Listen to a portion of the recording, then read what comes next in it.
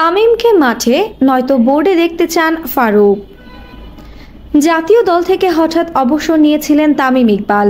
এরপর অবসর ভেঙে ফিরেছিলেন জাতীয় দলে। গত বছরের সেপ্টেম্বর থেকে জাতীয় দলের বাইরে আছেন সাবেক এই অধিনায়ক।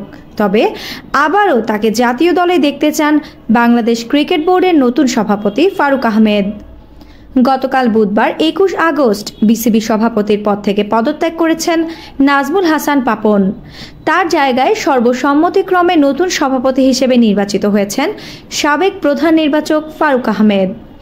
দায়িত্ব গ্রহণের পরপরই মিরপুর স্টেডিয়ামে দুপুরে সংবাদ সম্মেলনে আসেন তিনি। এই সময় তামিমকে নিয়ে নতুন বিসিবি প্রধান বলেন, এক্ষেত্রে কিন্তু খেলোয়াড়ের চিন্তা সবচেয়ে গুরুত্বপূর্ণ। তামিম কি চিন্তা করছে, প্রথম তার সঙ্গে কথা বলা দরকার, এদিক সেদিক না ঘুরিয়ে। তামিম খুব বিচক্ষণ ছেলে। আমার মনে হয় সে বাংলাদেশের ইতিহাসের সেরাদের একজন।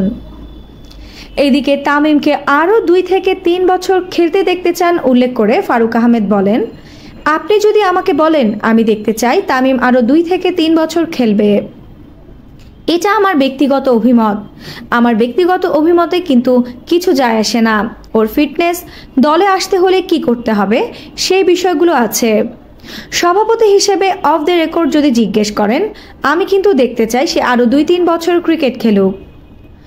তামিম ওয়ানডে সংস্করণের ভাবনায় আছেন উল্লেখ করে তিনি আরও বলেন, কোন সংস্করণে খেলবে, আমার মনে হয় ৫০ ওভার ওর জন্য উপযুক্ত হবে।